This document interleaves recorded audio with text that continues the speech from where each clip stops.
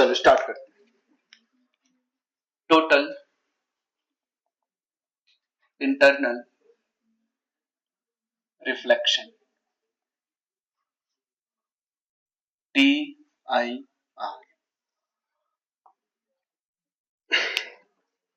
Total ये सारी बातें हमने पढ़ी, थोड़ा सा रिवाइज करेंगे, उसके बाद आगे बढ़ेंगे। मान लो रेज ऐसी गई, फिर ऐसे बेंड होगी क्या? अवे फ्रॉम द नॉर्मल, बातें मत करो, away from the normal, away from the normal, ठीक है। तो ये रिफ्रैक्शन एंगल है, ये एंगल ऑफ इंसिडेंस। मान लो ये भी रेज गई, चाहे एंगल ऑफ इंसिडेंस बढ़ रहा है क्या, तो जाहिर सी बात है एंगल ऑफ रिफ्रैक्शन भी बढ़ेगा, क्योंकि आप लोगों ने स्नेल्स लॉ पढ़ा है। मान लो ये एयर था, या ये म्यू2 मान लो, और ये म्यू1 मान लो, तो म्यू1 साइन आई, मान लो ये आई था, म्यू1 साइन आई बराबर म्यू2 साइन आर, ठीक है। तो म्यू1, ये प्रोडक्ट क्या है, mu refractive index of sine theta का प्रोडक्ट क्या है, कांस्टेंट है क्या? आप एक बात बताओ, कौन ज्यादा है इसमें, म्यू1 ज्यादा है म्यू2 ज्यादा है? म्यू1 ज्यादा है ना, और म्यू2 कम है, तो जाहिर सी बात है इसको ज्यादा होना पड़ेगा, ठीक है। म्यू1 ज्यादा है तो आई कम है, और म्यू2 कम है तो इसको ज्यादा होना पड़ेगा। अगर मैं साइन आई को बढ़ाऊं तो आर भी बढ़ता चला जाएगा। देखो एंगल ऑफ इंसिडेंस बढ़ा रहे तो एंगल ऑफ रिफ्रैक्शन बढ़ रहा है, ठीक है। आपने और बढ़ा दिया, आपने बढ़ा के इतना कर दिया, अब जो रेज बाहर निकल रही थी वो बाउंड्रीज को ग्रेज करती हुई निकल गई, ओके। इसी एंगल को हम क्या बोलते थे, क्रिटिकल एंगल। जब एंगल ऑफ रिफ्लेक्शन, वो एंगल जिसपे एंगल ऑफ रिफ्लेक्शन क्या होता है 90 डिग्री, उसको हम क्या बोल देते थे, क्रिटिकल एंगल। अब इससे ज्यादा अगर हमने एंगल ऑफ इंसिडेंस बढ़ाया तो क्या हो जाता था, TIR, क्या हो जाता था, टोटल इंटरनल रिफ्लेक्शन। अब एक भी रेज बाहर की तरफ नहीं जाएगी, अब अपने को बाहर कुछ भी नहीं दिखाई देगा। इसके आगे, इसके जस्ट आगे गए तो TIR होना स्टार्ट हो गया, तो TIR होना स्टार्ट हो गया। इसके जस्ट आगे जाओगे तो TIR होना स्टार्ट हो गया। तो जब आप ऑब्जर्वर यहाँ पे है, ऑब्जर्वर यहाँ पे है, जब ऑब्जर्वर के पास रे ही नहीं पहुंचेगी तो उसको ऑब्जेक्ट कैसे दिखाई देगा? बात समझना है। ये जो क्लाउड्स है ये अपने को ब्लैक या डार्क क्यों दिखाई देते हैं, क्योंकि जो सन रेज आ रही है उन सन रेज का TIR हो जाता है, ठीक है। क्लाउड क्या कर देती है, TIR, क्योंकि डेंसर मीडियम है ना, डेंसर से किधर आना चाहेगा, रेयर में। क्लाउड में तो भाई देखो पूरा वेपर ही तो है पूरा, ठीक है। तो डेंसर से रेयर में आएगी तो रेज बेंड होंगी नॉर्मल से, तो वहां पे TIR हो जाता है। इसलिए अपने को क्लाउड डार्क दिखाई, क्योंकि अपने तक रेज ही नहीं आ रही है, ठीक है। समझ में आया? तो TIR कब हुआ, जब एंगल ऑफ इंसिडेंस, जब angle of incidence greater than क्या हो गया, क्रिटिकल एंगल, तो क्या हो गया, TIR। तो कंडीशन दो ही थी, रेज कहां से कहां जानी चाहिए, डेंसर से रेयर मीडियम में, और angle of incidence critical angle से ज्यादा होना चाहिए। एट क्रिटिकल एंगल क्या होता था, मान लो ये म्यू1 था, म्यू1 into sin theta C, incidence, angle of incidence क्या होता है, क्रिटिकल एंगल बराबर म्यू2 इनटू sin r, r कितना है 90 डिग्री, तो sin थीटा सी बराबर क्या बोलोगे, म्यू2 अपॉन में म्यू1 बोलूंगा क्या, ठीक है, ये बोलूंगा। अच्छा म्यू1 क्या बड़ी वैल्यू है क्या, और म्यू2 क्या छोटी वैल्यू है क्या? और वैसे भी sin थीटा सी की वैल्यू 1 से कभी बड़ी नहीं होती, 1 के बराबर हो सकती है, ठीक है। तो यहाँ पे आपको जो मैंने वहां पे क्रिटिकल एंगल लिखा था, वहां पे टर्म लिख लो, sin थीटा सी बराबर स्मॉलर वैल्यू, स्मॉलर, तो आप कभी भूलोगे नहीं, ऐसे क्या होगा म्यू1 म्यू2 कंफ्यूज हो कौन सा रखना है, smaller value of mu divided by larger value of mu,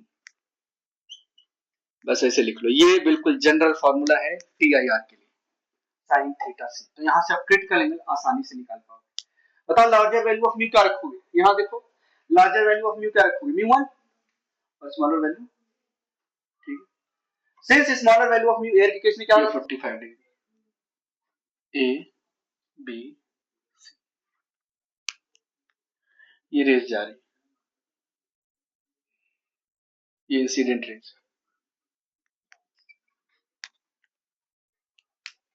आपसे पूछा है म्यू की वैल्यू बताओ ताकि TIR हो जाए, ये जो मटेरियल है इसका म्यू बताइए।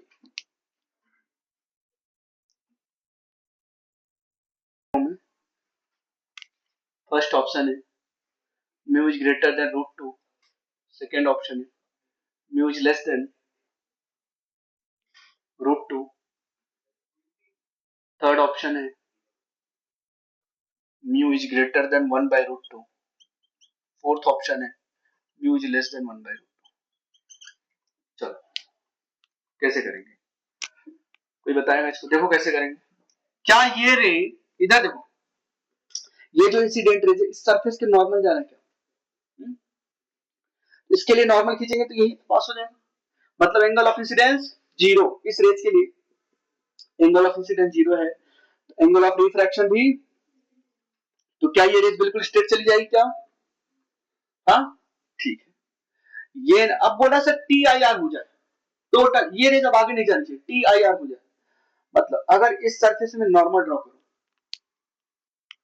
इस सरफेस में अगर मैं नॉर्मल ड्रॉ करूं, तो एक बात बताओ, जितना एंगल ये होगा, अगर टी आई आर हो रहा है तो जितना एंगल ये होगा उतना ही एंगल रिफ्लेक्टेड रिफ्लेक्टेड रेज का होना चाहिए क्या? ऐसे जाएगी बिल्कुल, हाँ या ना? अच्छा ये एंगल 45 डिग्री, ये 90 डिग्री, तो ये कितना होगा? 45, ये 45, तो ये भी, क्योंकि पूरा क्या है, पूरा 90 डिग्री, पूरा क्या है 90 डिग्री। ओके चलो 45, आई होप आपको समझ में आया 45 डिग्री। अगर ये एंगल ऑफ इंसिडेंस है तो एंगल ऑफ रिफ्लेक्शन भी 45 डिग्री होना चाहिए। अच्छा बात बताओ टी आई आर कब होगा? जब angle of incidence greater than क्या हो, थीटा सी।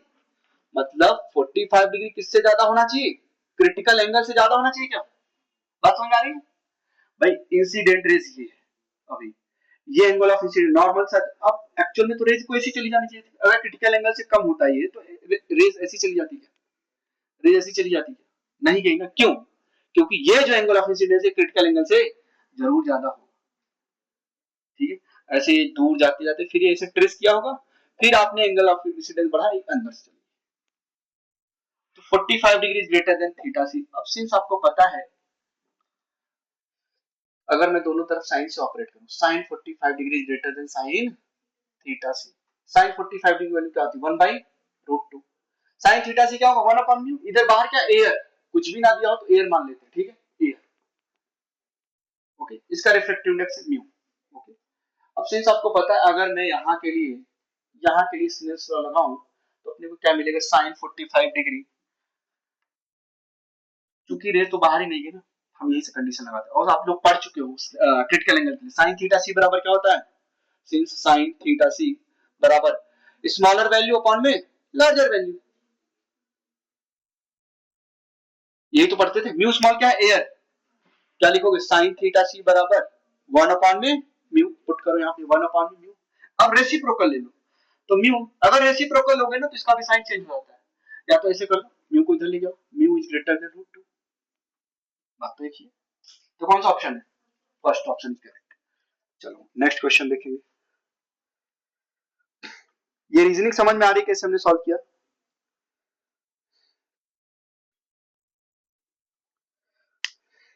उसका ज्यादा है, उसका म्यू क्या होना चाहिए? कम, मतलब वो रेयर मीडियम का काम करेगा। तो 7000 एंगस्ट्रॉम वाला मीडियम कैसा काम करेगा? रेयर मीडियम का। क्या है ये? Denser medium. 3500 एंगस्ट्रॉम क्या है? Denser medium. और ये रेयर। समझ में आ रहा है क्यों भाई? साइन थीटा सी बराबर क्या पढ़ा था आप लोगों ने? म्यू वन या म्यू स्मॉल अपॉन में, sorry mu two upon mu one पढ़ा था क्या? Mu two upon mu one बराबर लेमडा वन अपॉन में लेमडा टू, या वी वन अपॉन में वी टू।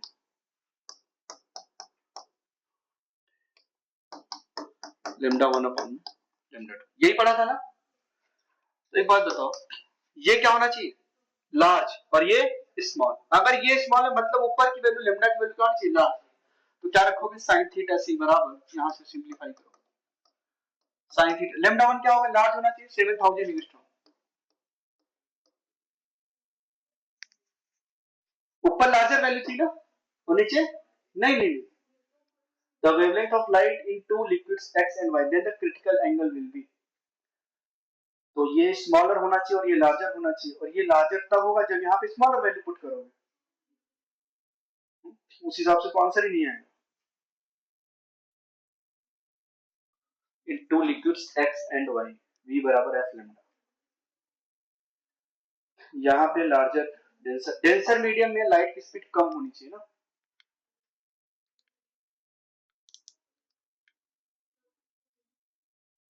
थर्ड ऑप्शन आ रहा है ना आप लोगों को? हाँ हाँ, क्यों? म्यू के केस में कैसे लार्जर कर दोगे ऊपर? अगर लार्जर कर दिया तो ये वैल्यू तो 1 से बड़ी हो गई ना, तो साइन की वैल्यू 1 से कभी बड़ी हो ही नहीं सकती।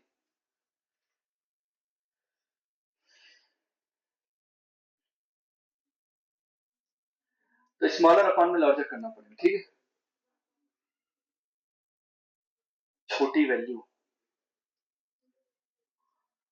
1 अपॉन में स्मॉलर अपॉन में लार्जर, म्यू बराबर सी अपॉन में B, mu is inversely proportional to B बराबर एफ लैम्डा, तो mu is inversely proportional to lambda.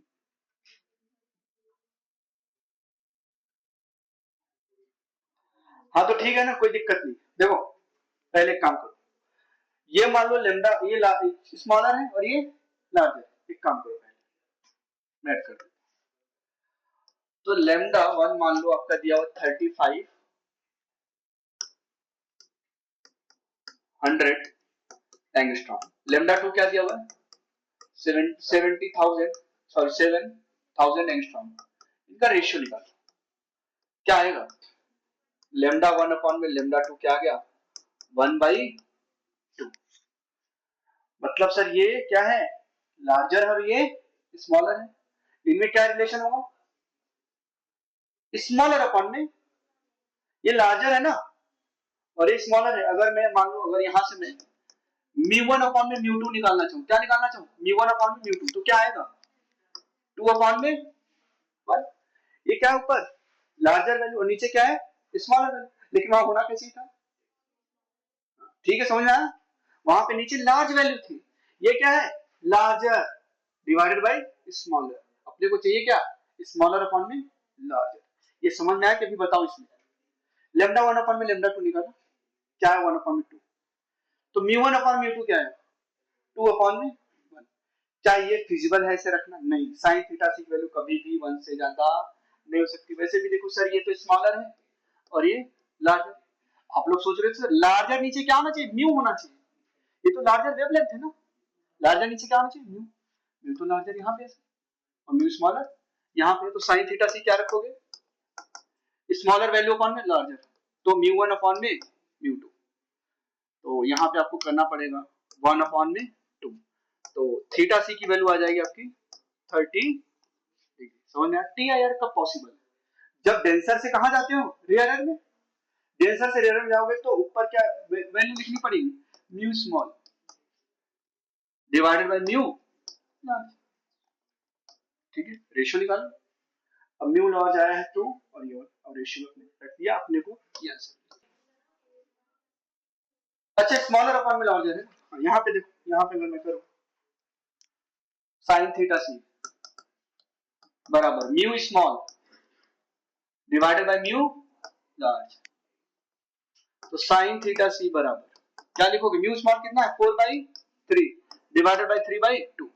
तो साइन थीटा सी बराबर 8/9। तो थीटा सी बराबर क्या हो जाएगा?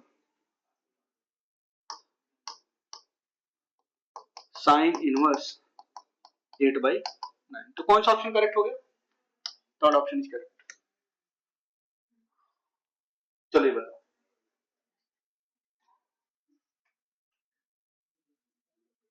अरे आप लोग भी सॉल्व कर लो, अब बातें करते रहो। A glass plate is dipped in a water as shown in the figure. A light ray is incident normally on the surface AB. It reaches the surface BC after totally reflected. BC के पास आता है total internal reflection बाद. If theta की value बताना, ये theta चाहिए, ये जो रेज आ रही है इसका टी आई आर हो जाए तो ये थीटा की वैल्यू बताओ। ये थीटा की वैल्यू बताओ।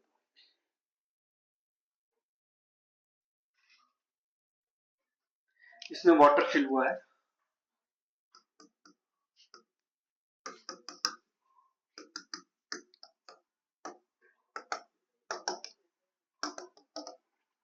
ये म्यू वाटर है 4/3 और ये म्यू ग्लास है 3/2।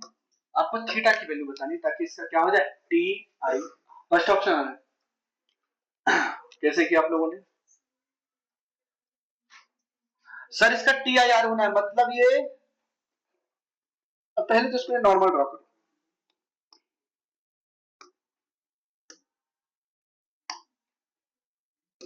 Draw the normal. इस पे आप नॉर्मल ड्रॉ करोगे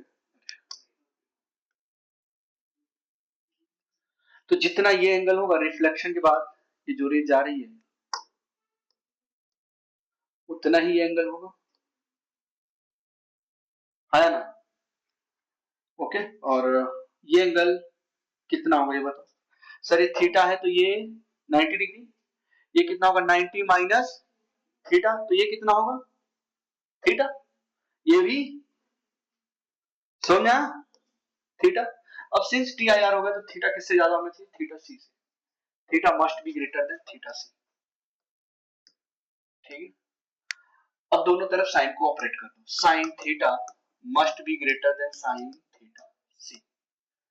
तो अपने से एंगल ही तो पूछा है, sine theta, sine theta C क्या होगा भाई, mu small, sorry must be greater, mu small divided by mu large.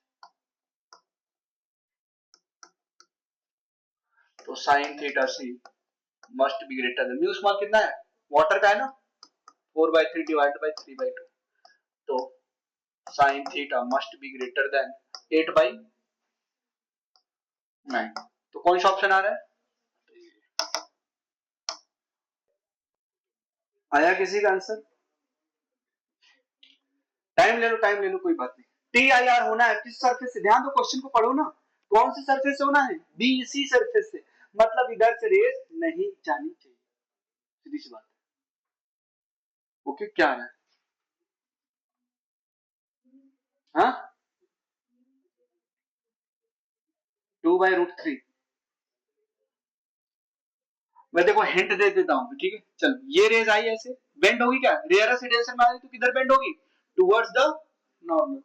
चलो अब ये रेज सर आगे नहीं जानी चाहिए, इसका क्या होना चाहिए, टी आई आर, यहाँ पे नॉर्मल ड्रॉ करो, ठीक है, ये नॉर्मल था, एक नॉर्मल इसको ड्रॉ कर दो। अब ये रेज बिल्कुल ऐसे जानी चाहिए क्या, तो जितना एंगल ये होगा उतना ही एंगल ये होगा, करो करो जल्दी से करो।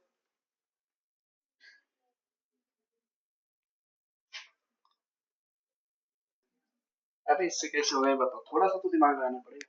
एक बात बताओ, टी आई आर हो रहा है, टी आई आर हो रहा है ना यहाँ पे, ये आर है तो ये कितना होगा 90, और ये कितना होगा 90 माइनस आर, और इधर जान दो, ये आर है ये 90 तो कितना होगा 90 माइनस आर, समझ आए। अब भाई यहाँ पे टी आई आर हो गया सर। तो एक बात बताओ, यहाँ पे स्नेल लॉ लगा, यहाँ पे क्या लिखूंगा, बाहर एयर है सर, बाहर एयर है, 1 इंटू साइन 60 डिग्री बराबर म्यू इंटू साइन आर। तो म्यू बराबर क्या लिखोगे, साइन 60 साइन आर, चलो कोई बात नहीं।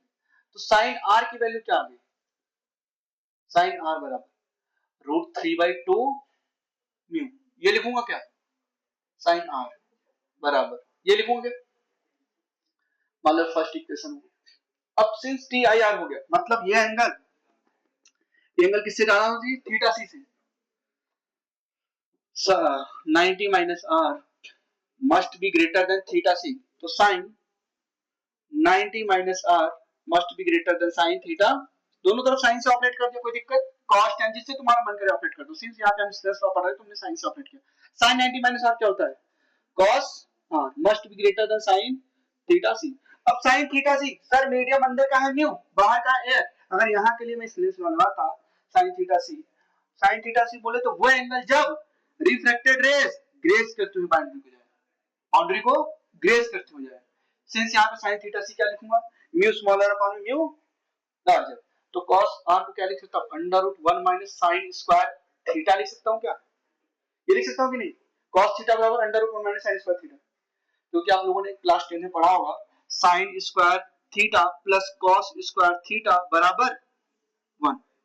तो यहां से सॉल्व करोगे तो यही आएगा, ये must be greater than sine theta C, mu small कितना है 1 और म्यू लार्ज कितना है म्यू, ठीक है, दोनों तरफ स्क्वायर करो, दोनों तरफ अगर मैं स्क्वायर करता हूं स्क्वायरिंग बोथ द साइड, तो हमें क्या मिलेगा 1 minus sine square R must be greater than 1 upon में mu square.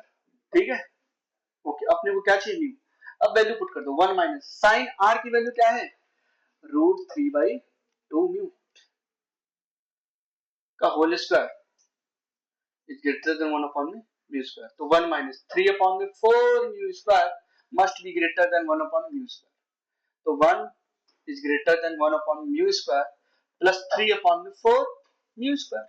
mu square common ले लो, 1 is greater than 1 upon mu square 1 plus 3/4। इसको सॉल्व करो, mu square को मल्टीप्लाई कर दो, mu square must be greater than 7/4, square root ले लो, mu must be greater than or equal to under root 7/2। ठीक है, लिखा था जेई मेंस का क्वेश्चन, थोड़ा तो परेशान करेगा आप लोगों को, ज्यादा नहीं परेशान किया, थोड़ा ही परेशान किया। ठीक है, चलो सो नोट डाउन करो इसको। चलो मान लो यहाँ पे कोई सोर्स रखा हो, फॉर एग्जांपल सोर्स, यहां से लाइट, चलो यहाँ पे रख देता हूं सोर्स, छोड़ो इसको, यहाँ पे कोई सोर्स रखा हुआ है, ये सोर्स ऑब्जर्वर को कब दिखाई देगा, ये कौन सा मीडियम है, डेंसर, डेंसर। और मान लो ये एयर है, फॉर एग्जांपल एयर, μ2 बराबर 1, μ1 बराबर μ, ये दिया फॉर एग्जांपल, अभी के लिए स्पेशल केस है। ठीक है, क्या है ये स्पेशल केस, एयर लिया है बाहर, μ2 ठीक है 1, तो स्पेशल केस है भाई, ध्यान देंगे इसमें। सोर्स, अब सोर्स रेस कहां से कहां जा रही है, डेंसर से रेयर में जा रही, सर ऐसे गई और ये बेंड हो, बेंड हो गई। ठीक है, चलो ऐसे गई, फिर से बेंड हो गई, फिर से गई, अब बिल्कुल ग्रेस करती हुई चली गई। आ जाओ, ये कौन सा एंगल है,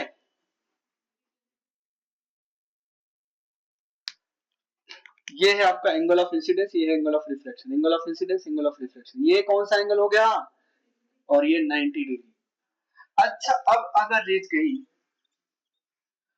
अब अगर रेज जाएगी इसके आगे, तो क्या उसका टीआईआर हो जाएगा क्या, अब ये मीडियम में वापस आ जाएगी, अब ये मीडियम में अगर रेज गई तो ये फिर ये वापस, क्योंकि यहाँ पे जो एंगल ऑफ इंसिडेंस है वो ग्रेटर देन क्या हो गया, थीटा सी, और ये भी एंगल ऑफ इंसिडेंस के बराबर हो, क्योंकि रिफ्लेक्शन हो रहा है, loss of reflection angle of incidence बराबर एंगल ऑफ रिफ्लेक्शन, तो ये भी हमने आई लिख दिया। ठीक है, तो अपने को ऑब्जेक्ट जब रेज नहीं जा रही है तो अपने को ऑब्जेक्ट दिखाई क्या, अपने को ऑब्जेक्ट कब तक दिखती, जब तक अपने को ये रेज अपनी आईज से आती, ऑब्जर्वर यहाँ पे है, मान लो ऑब्जर्वर इस मीडियम में है। ठीक है, तो जब तक ये रेज हमारी आंखों पे पड़ेगी तभी तक हमें ये ऑब्जेक्ट दिखाई देगा, बात समझ पा रहे हो। तो क्या इसके आगे अपने को ऑब्जेक्ट दिखाई देगा क्या, यहाँ पे अगर कोई ऑब्जर्वर को मैं बोलूं बताओ दिखाई देगा क्या, नहीं। सिमिलरली इधर भी करेंगे, बातें नहीं बिल्कुल भी। ठीक, तो क्या इसके आगे अगर रेज जाएगी तो उसका क्या हो जाएगा, टीआईआर हो जाएगा क्या, इसके आगे अगर रेज गई तो उसका क्या हो गया, टीआईआर। मतलब अपने को ऑब्जेक्ट यहीं तक इसी रेंज में दिखेगा, इसी रेंज में दिखेगा, तो इसको हम क्या बोलते हैं, सर्कल ऑफ विजन। सिर्फ और सिर्फ इतने ही रेंज में अगर ऑब्जर्वर अवेलेबल है तो ही अपने को क्या दिखेगा, इमेज, अदरवाइज ऑब्जेक्ट अपने को दिखाई ही नहीं देगा। ठीक है, क्या मुझे को रियल ऑब्जेक्ट कभी दिखाई देगा, नहीं, हमेशा हम लोग ऑब्जेक्ट की इमेज देख पाते हैं। तो यही वो एरिया है और यही वो सर्कल ऑफ विजन है, इसी को क्या बोलते हैं, circle of vision, circle of vision, circle of vision. अच्छा एक बात बताओ, इतने ही एरिया का, इतने ही एरिया का अगर मैं इस पे प्लेट रख दूं डिस्क, तो क्या मैंने पूरी रेस को ब्लॉक कर दिया क्या, ये ऑब्जेक्ट मुझे कभी भी दिखाई, तो ये एग्जामिनर क्वेश्चन पूछता है find out the minimum area of the disc so that the rays coming out of the source can not emerge from the, ऐसे कुछ करके वो देगा। ठीक है, तो जब रेज ही बाहर नहीं निकलेंगे तो अपने को ऑब्जेक्ट दिखाई देने वाला नहीं है, तो हमने पूरी पूरी रेज को ब्लॉक कर दिया, समझ में आया। तो इसका एरिया कितना आएगा, मान लीजिए सर्कल, इसका कुछ ना कुछ रेडियस होगा क्या, आर, ओके, तो इसका एरिया क्या लिखोगे, area of circle pi R square, area of circle pi R square, radius क्या होगा, रेडियस सर मान लो ये जो ऑब्जेक्ट है ये h डेप्थ तक नीचे है या h हाइट तक नीचे है, तो जो रेडियस आता है r वो आता है h अपॉन में under root mu square minus mu square in case of air, in case of air. अब इसको डिराइव भी कर लेंगे। h क्या है पता है ना, ये सोर्स वाटर सरफेस से कितना नीचे है वो h है, ठीक है। लिख लो depth of object from water surface, from water surface.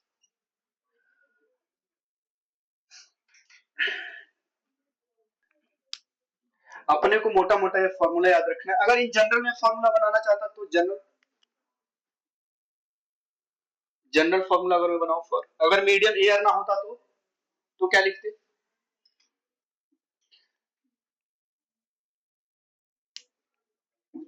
चलो उसको मैं भी डिराइव करता हूं, जल्दी से नोट डाउन करिए। यहाँ पे सोर्स था, सोर्स कितने डेप्थ में था, h, ठीक है। इसके आगे रेज नहीं जा रही थी सर, बाउंड्री को ग्रेज करते हुए चली गई। ये एंगल ऑफ इंसिडेंस क्या था, थीटा सी। इसके बाद तो सर टी आई आर हो गया ना, यही तो वो रेडियस है जो अपने को फाइंड आउट करना था। समझा, रेडियस आ गया तो एरिया ऑफ सर्कल निकालोगे पाई आर स्क्वायर से, तो बताओगे आप लोग ये रेडियस क्या, अगर ये थीटा सी है तो ये कितना हो, ठीक, क्योंकि ये दोनों ही पैरेलल है क्या, तो ये भी थीटा, ये 90 डिग्री। चलो यहाँ के लिए कंडीशन लगा दो, क्या है, sine theta C, sign theta C बराबर आप लोग क्या पढ़ते थे, 1 upon mu, mu smaller upon mu, mu smaller क्या है, ये बाहर एयर है और ये म्यू है, डेंसर मीडियम है और ये रेयर है मीडियम, 1 अपॉन म्यू, ठीक है। तो देखो साइन थीटा सी बराबर 1 अपॉन म्यू, ये समझ में आया कि mu smaller upon mu large. अच्छा इस ट्राइंगल में साइन थीटा सी की वैल्यू कितनी होगी बताओ सर, ये आर है ये एच है और ये हाइपोटेन्यूज है, तो इसको मैं क्या लिखूंगा, under root R square plus H square, और साइन थीटा सी बराबर ये भी होता है परपेंडिकुलर अपॉन में हाइपोटेन्यूज, तो परपेंडिकुलर कितना है आर, हाइपोटेन्यूज कितना है under root R square plus H square, H क्या है depth of the, actual depth of the object बराबर 1 अपॉन में म्यू। अपने को क्या चाहिए था आर, एक काम करो म्यू को इसमें मल्टीप्लाई कर दो क्या, हाँ म्यू आर बराबर, इसको इधर मल्टीप्लाई करो under root R square plus H square, ठीक है। Under root R square plus दोनों तरफ स्क्वायर करो तो म्यू स्क्वायर आर स्क्वायर बराबर R square plus H square, तो इसको इस तरफ लेके आओ, mu square R square minus R square बराबर एच स्क्वायर, इस आर स्क्वायर को इस तरफ लेके आ गए माइनस हो गया, तो आर स्क्वायर को कॉमन लोगे क्या आएगा, म्यू स्क्वायर माइनस 1 बराबर एच स्क्वायर, ठीक है। सिंप्लीफाई करोगे तो आर स्क्वायर बराबर क्या आएगा, एच स्क्वायर अपॉन में mu square minus R equal to H square upon में under root mu square minus, sorry R बराबर स्क्वायर रूट ले लिया ना, ये भी आया, यही पढ़ाया था क्या मैंने। अच्छा अगर यहाँ पे एयर ना होकर कोई दूसरा मीडियम होता तो, नहीं, अब साइन थीटा सी की जगह पे क्या लिखते हैं, म्यू टू अपॉन में म्यू वन, यहाँ पे क्या था म्यू टू अपॉन में mu one, mu two upon में म्यू वन, तो म्यू टू अपॉन में म्यू वन होता तो यहाँ पे क्या होता म्यू वन अपॉन में म्यू टू, तो mu one square minus mu two square ऊपर चला जाता म्यू टू, ऊपर क्या था म्यू टू, इन जनरल अगर लिखते देखो यहाँ पे म्यू टू अपॉन में म्यू वन लिखता मैं, इधर क्या आएगा म्यू वन आर, इधर क्या आएगा म्यू टू, तो म्यू टू स्क्वायर, तो mu one square minus mu two square, और ये क्या है एच स्क्वायर, तो म्यू टू, तो इन जनरल अगर मान लो यहाँ पे मीडियम होता mu two, for example mu one बराबर म्यू और म्यू टू बराबर यहाँ पे क्या दिया 1, अगर मैं यहाँ पे इन जनरल फॉर्मूला बनाता फॉर इन जनरल तो आर बराबर आता म्यू टू एच अपॉन में under root mu one square minus mu two square, अब म्यू टू वैल्यू क्या है 1 पुट करो 1 1, तो ये एप्लीकेशन ऑफ TIR का पहला कॉन्सेप्ट था। ये आप लोग उसके ऊपर लिख लेना, एप्लीकेशन ऑफ TIR, ठीक है, जहां पे लिखा ना यहाँ पे लिख लो एप्लीकेशन ऑफ TIR। ये एप्लीकेशन TIR का फर्स्ट पार्ट था, ठीक है, first part application of total internal reflection. उसमें फर्स्ट पार्ट क्या है, सर्कल ऑफ विजन, या इसी को हम ऐसे ही बोलते हैं field of view. Field of, वही तो है ये, फील्ड ऑफ व्यू ही तो है भाई, जहां तक रेज आ रहा है वहीं तक आपको दिखे, फील्ड ऑफ व्यू भी बोलते हैं, ठीक है, लिख लो ये पूरा। फर्स्ट एप्लीकेशन है। सेकेंड है इसका optical fibre, application of TIR first हमने देखा फील्ड ऑफ व्यू, सेकेंड देखेंगे optical fibre. Optical optical fibre जो आज हम लोग नेट इस्तेमाल करते हैं या पूरे वर्ल्ड वाइड जो भी कम्युनिकेशन हो रहा है वो पॉसिबल हो पाया है ऑप्टिकल फाइबर की वजह से, ठीक है। तो आज हम लोग ऑप्टिकल फाइबर का भी देख लेते थे। ये फर्स्ट एप्लीकेशन था फील्ड ऑफ व्यू। नेक्स्ट हम लोग देखेंगे ऑप्टिकल फाइबर, उसके बाद म्यू2 क्या है, स्मॉलर वैल्यू, और म्यू1 क्या है, लार्जर वैल्यू, या रेयरर मीडियम का refractive index of rarer medium, refractive index of rarer medium.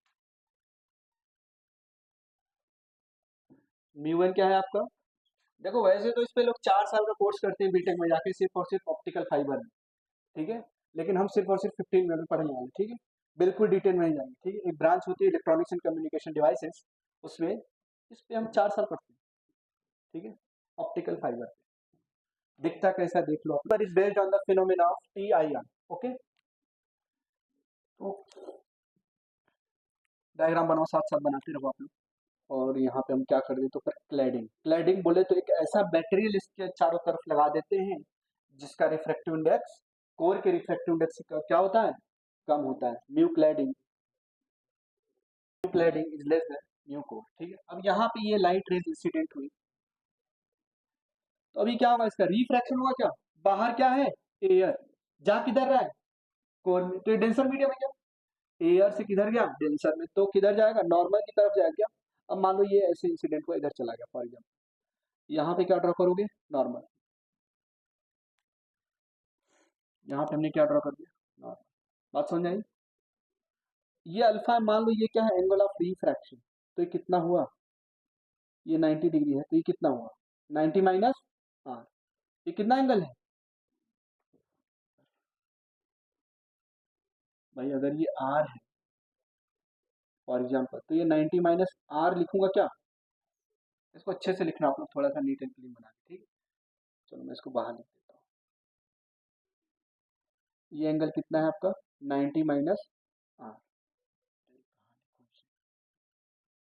90 minus. अब सिंस आपको पता है mu cladding is less then mu core, और अपने को क्या करवाना है, TIR, तो ये जो 90 माइनस आर है थीटा थीटा सी से ज्यादा होना चाहिए, ये इधर आया, ठीक है, फिर ये इधर गया, फिर ये इधर आया, फिर इधर चला, तो क्या हो रहा है, ये TIR, क्या हो रहा है, ये TIR। तो इन्फॉर्मेशन का लॉस नहीं हो रहा है, जो इन्फॉर्मेशन, जो इनपुट्स आपने दिया वो आपको मिल रहा है, ठीक है, एंड पॉइंट पे जाके मिलेगा, ओके। इसी को हम बोलते हैं TIR, और ऑप्टिकल फाइबर इसी प्रिंसिपल पे बेस्ड है, TIR पे, ठीक है, टोटल इंटरनल रिफ्लेक्शन। अब बताओ यहाँ पे अगर मैं लगाऊं स्नेल्स लॉ फॉर एग्जांपल के लिए, यहाँ पे तो क्या लिखूंगा, साइन अल्फा 1 × साइन अल्फा बराबर mu core into sine R, क्या ऐसे लिख सकता हूँ क्या, इस बाउंड्री के लिए, किधर गया, कोर में गया ना। अगर यहाँ पे लगाऊं तो इस सरफेस पे, इस बाउंड्री पे, तो साइन, ये जो 90 सर TIR हो गया, मतलब जो 90 माइनस आर है वो किससे ज्यादा रहा होगा, क्रिटिकल एंगल से ज्यादा रहा होगा, दोनों तरफ साइन से ऑपरेट कर दो, sine 90 minus R must be greater than sine theta C, तो साइन 90 माइनस आर क्या होता है, cos R is greater than sine theta सी। अब साइन थीटा सी कैसे निकालोगे, mu cladding smaller value upon में लार्जर वैल्यू, तो यहाँ पे मैं रख दूँ cos R must be greater than, since यहाँ लिख देना साइन थीटा सी बराबर mu cladding divided by mu core, ठीक है, mu cladding divided by mu core. तो cos R is greater than mu cladding divided by mu core.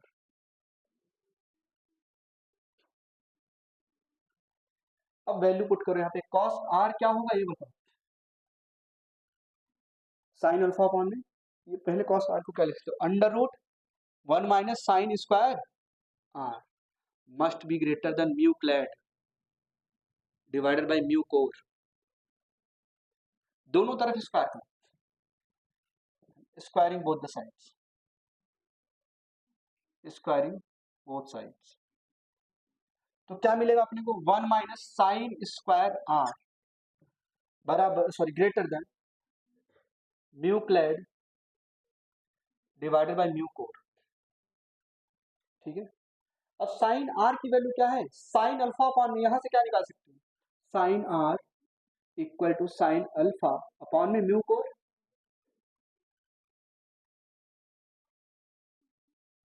Mu core.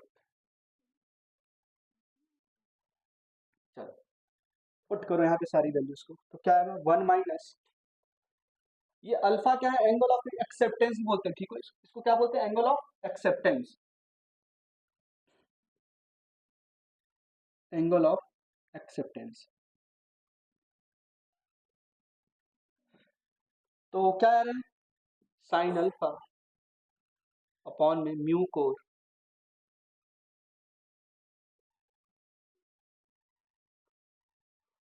का square is greater than mu clad upon में mu core. Simplify करोगे तो क्या है,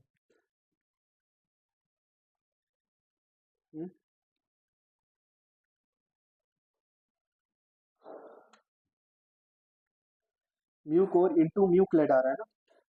हम्म,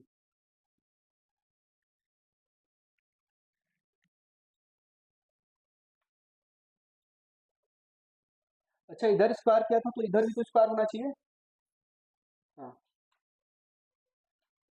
चलो पुट करो यहाँ पे, तो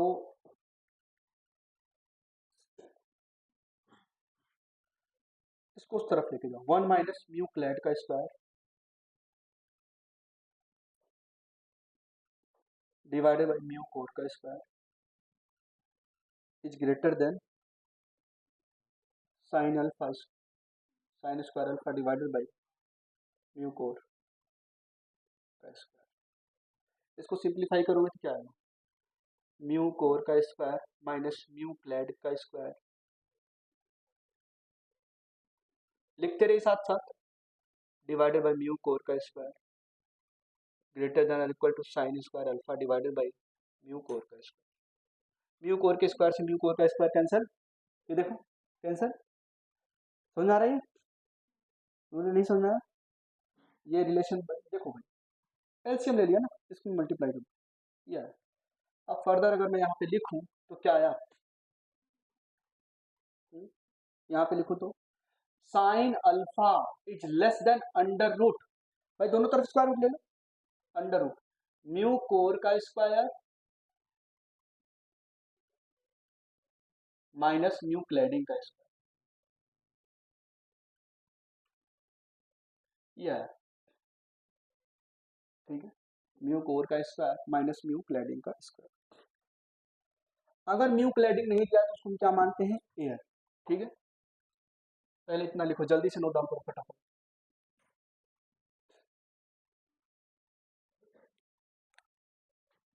नोट लगा के लिख लेना, if mu cladding is not given in question, is not given in question, take it as mu equal to 1, take it as mu clad equal to 1।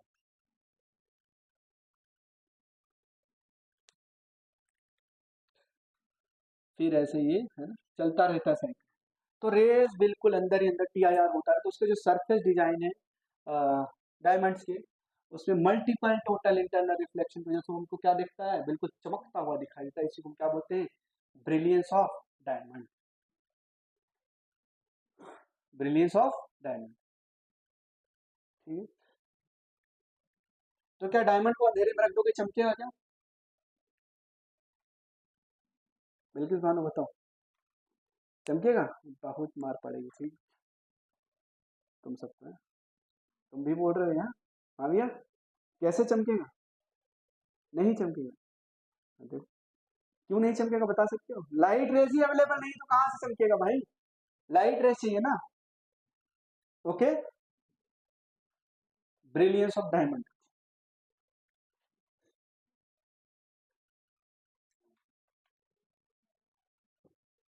तो आप लोगों ने है ना डायमंड रिंग वगैरह पहनोगे जब, है ना, खरीद के अपने पैसों से, जब डॉक्टर बन जाओगे ना, बड़ा सा डायमंड है 10 कैरेट का, 7 कैरेट, ठीक है, तो देखना फिर याद करना मेरे को, सर ने तो बताया था, इसीलिए तो चमक रहा है। ठीक है, ओके। तो ये जो रेज आ रही क्या है, ये दीपक सर फिजिक्स पढ़ा रहे, ठीक।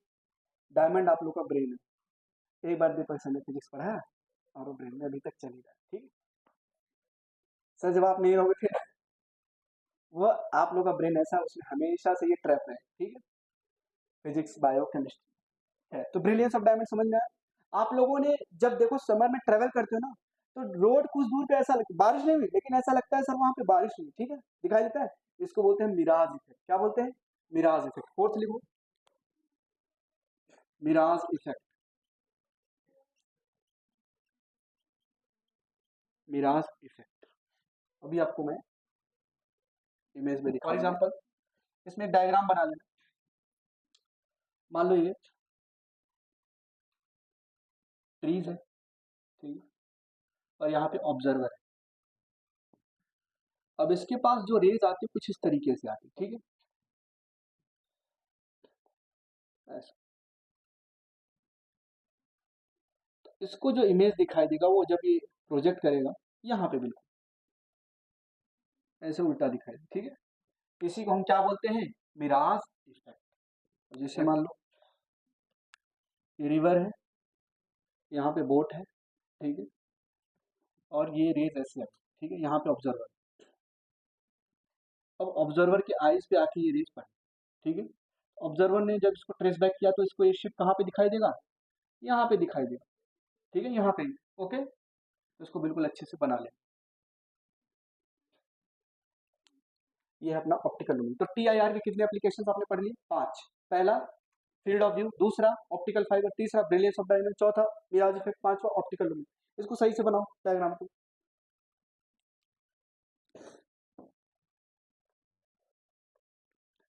तो जैसे जैसे कोल्ड एयर की तरफ आओगे तो जो रेज है वो किधर बेंड होगी, नॉर्मल की तरफ बेंड होगी। ठीक है, तो ड्यू टू TIR रेज इसके पास आ जाती है। ठीक है, रेज ऐसे बेंड होती हुई आती है और इसको जब ये ट्रेस बैक करता है तो यही शेप उसको यहाँ पे उठा हुआ दिखाई देता है। ठीक है, इसी को हम बोलते हैं। एक्चुअल में तो सर ये 3D व्यू है, लेकिन अगर आप लाइंस को ट्रेस करोगे,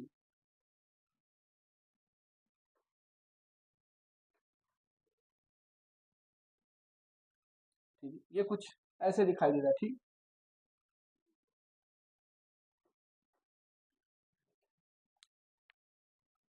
ये डॉटेड है मतलब ये हिडन है।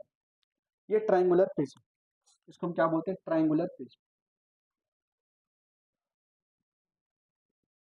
Triangular prism. ये जो एंगल है इसको हम बोलते हैं एंगल ऑफ प्रिज्म या रिफ्रैक्टिव एंगल,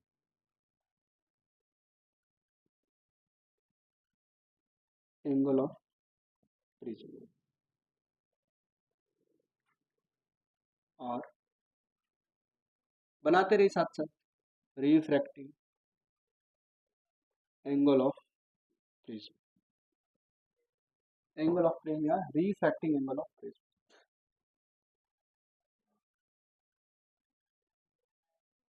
इसमें और ट्रायंगुलर दिख रहा है क्या? इसकी थिकनेस कम है, लेकिन एक्चुअल में अगर मैं प्रिज्म लेके आऊंगा तो उसकी जो पीछे की तरफ एरिया क्या बोलते वॉल्यूम है वो ज्यादा होता है। ठीक है, वैसे पूरा एक मटेरियल होता है इसकी, बिल्कुल ऐसे समझो क्रॉस सेक्शन, ठीक है। प्रिज्म, तो ये वाला जो एंगल है, ये वाला जो एंगल, इसको हम क्या बोलेंगे, एंगल ऑफ प्रिज्म या रिफ्रैक्टिंग एंगल ऑफ प्रिज्म, ठीक है। अभी इसका कुछ रिफ्रैक्टिव इंडेक्स होगा क्या, इसका कुछ ना कुछ तो रिफ्रैक्टिव इंडेक्स होगा। अब बाकी की बातें देख लीजिए, ये बना लिया आप लोगों ने, चलो अब थोड़ा सा ध्यान दें, बातें मत करो बिल्कुल भी। इसका जो रिफ्रैक्टिव इंडेक्स है वो म्यू है, और बाहर क्या है, एयर, मान लो बाहर एयर, ठीक है। अब आपने इस पे एक इंसिडेंट, एक रेस को इंसिडेंट करा, ये क्या है, इंसिडेंट रेस। जहां पे ये इंसिडेंट रेस इंसिडेंट हुई उसको क्या बोलते थे, पॉइंट ऑफ इंसिडेंट, वहां पे टेंजेंट खींचते थे, फिर उसके ऊपर क्या ड्रॉ करते थे, नॉर्मल।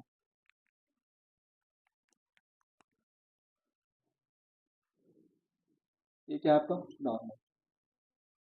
ये जो नॉर्मल इंसिडेंट रे, नॉर्मल से जो एंगल बनाता था उसको हम क्या बोलते थे, एंगल ऑफ इंसिडेंट।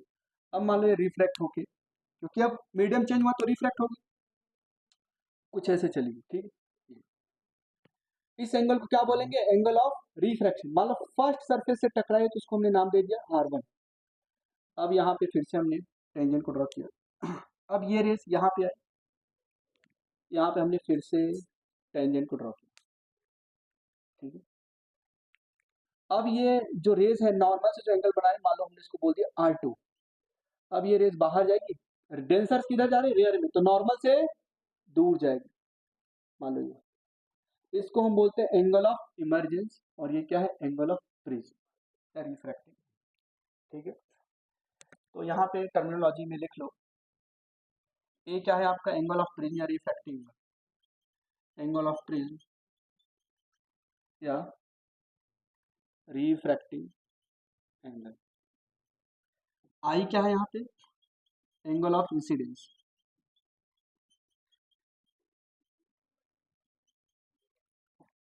ई क्या है यहाँ पे, एंगल ऑफ इमरजेंस, इमरजेंस, ये क्या है, emerging rays, incident rays, emergent race,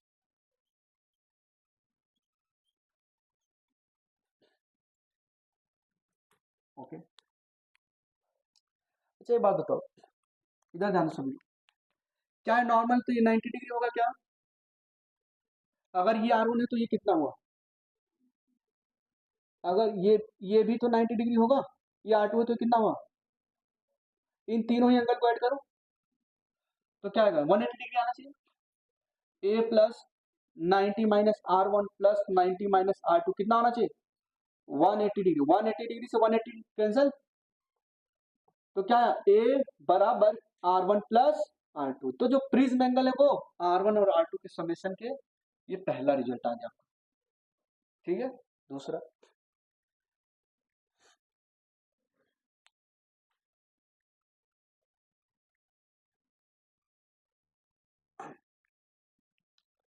ये रेस किधर जाना चाह रही थी, ऐसे सीधा जाना चाह रही थी क्या, ये 90 माइनस R1, ये रेस जैसे सीधा जाना चाह रही थी, गई है किधर, इस तरफ, तो इसको प्रोड्यूस बैक करोगे, तो ये जो एंगल है इसको क्या बोलते थे, डेविएशन, क्या बोलते थे, रेस तो ऐसी जाना चाह रही थी सर। देखो अगर मैं बनाऊं फिर से, ठीक है,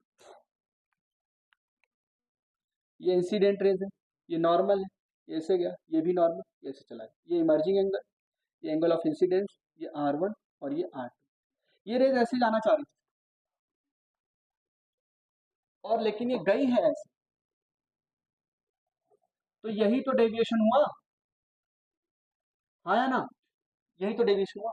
अब डेविएशन का फॉर्मूला निकालोगे तो यहाँ पे, अच्छा बताओ, ये एंगल जितना, ये एंगल, ये आई है तो ये भी पूरा आई होना चाहिए क्या, ये अगर आई है तो ये भी पूरा, तो ये बचा कितना, ये आई माइनस R1, ठीक है। चलो ये बताओ, ये पूरा ई है तो ये भी क्या होना चाहिए था, ई होना चाहिए था क्या, तो ये बचा कितना, ये ई माइनस R2, ठीक है। यही तो है डेविएशन, अगर ये डेविएशन है, ये जो डेविएशन है इन दोनों ही एंगल के सम के बराबर हुआ क्या, भाई ट्रायंगल दिख रहा है, ये ई माइनस R1 है अब थोड़ा सा इनलार्ज करके बनाना, ये आई माइनस आर वन, ये ई माइनस आर टू, इन दोनों का सम आउटर एंगल के बराबर होता है। बात समझ में आ रही है? अगर नहीं भी आ रही तो इसको देखो, ये 180 डिग्री माइनस डेल्टा है, तीनों एंगल का सम। भाई ये डेल्टा तो ये 180 माइनस डेल्टा ना, ये पूरा स्ट्रेट लाइन होगा ना। तो क्या लिखोगे, I minus R one plus E minus R two plus 180 minus delta. आपको एक थ्योरम पढ़ाया गया होगा, ये एंगल और ये एंगल का सम इस एंगल के बराबर होता है, वही तो है। ये जो एक्सटीरियर एंगल है इन दोनों एंगल के सम के बराबर होगा ना। अगर नहीं भी समझ में आ रहा है तो 180 माइनस डेल्टा मान लो, चलो 180 माइनस डेल्टा कर दिया, कितना आना चाहिए, 180 डिग्री, तीनों एंगल का सम 180 डिग्री 180 डिग्री जाए। तो अगर इसको मैं सॉल्व करूं तो क्या आएगा, I plus E minus R one plus R two, minus delta उस तरफ लेके जाओगे प्लस डेल्टा हो जाएगा, ठीक है। और R one plus R two क्या है, ए। तो जो डेविएशन आएगा वो क्या आएगा, आई प्लस ई माइनस ए, ठीक है। ये डेविएशन आएगा, समझ में आया कि नहीं आया?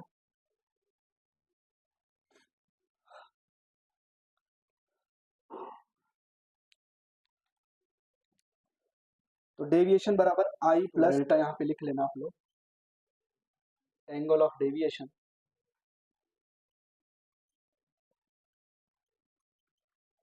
बिल्कुल नीट एंड क्लीन डायग्राम बनाना है डेविएशन के, एंगल ऑफ डेविएशन और एंगल बिटवीन, या इसी को बोलते, ये देखो ये ओरिजिनल रेस थी क्या, ये ओरिजिनल रेस है क्या, और ये नई वाली रेस है क्या, डिलेटेड रेस।